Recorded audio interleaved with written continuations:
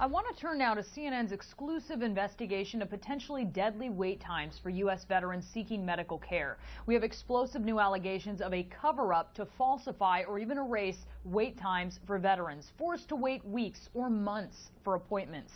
Right now, investigators from VA's Office of the Inspector General are on the ground at a San Antonio VA hospital. Hospital managers there are accused of ordering employees to create fake records showing little or no wait times for appointments.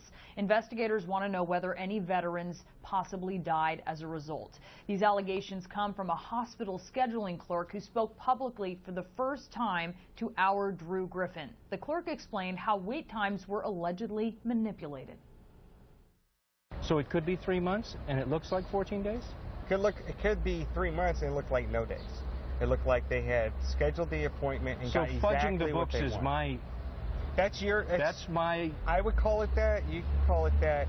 The VA doesn't call it that. They call it zeroing out. Zeroing out. Well, the VA's official policy, all patients should be able to see a medical professional within 14 days.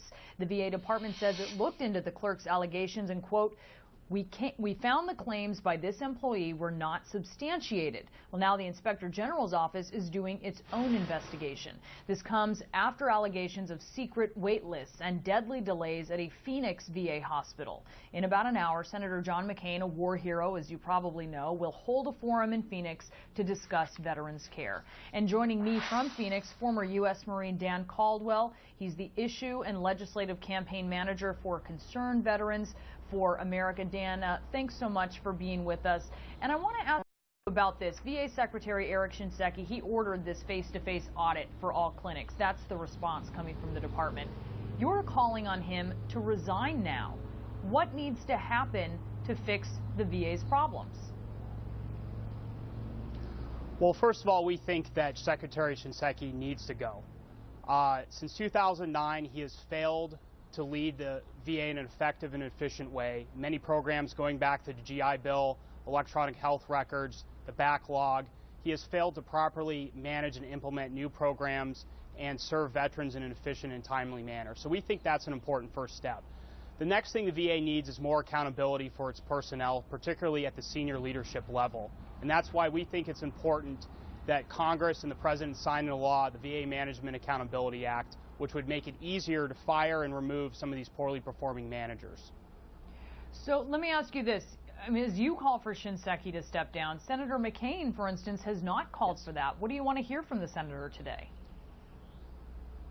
Well, I understand the senator's position that the investigation needs to be completed at the Phoenix VA, but I also would say that our group and the American Legion are not calling for Secretary Shinseki to resign just because of Phoenix. Our group feels there's been a long pattern of mismanagement and failure at the senior levels of the Department of Veterans Affairs, and this isn't just based on one incident or one city. It goes to the backlog, it goes to confirmed deaths, not just alleged, confirmed deaths from delayed care at the VA in places like Pittsburgh and other cities across the country. Again, I mentioned the failure to implement a new program with the electronic health records, the failed rollout of the post 9/11 GI Bill. It's not just one incident. I would say to Senator McCain to take a look at the history of the VA under Secretary Shinseki. But again, I understand what he's trying to say, that we need this investigation to be completed.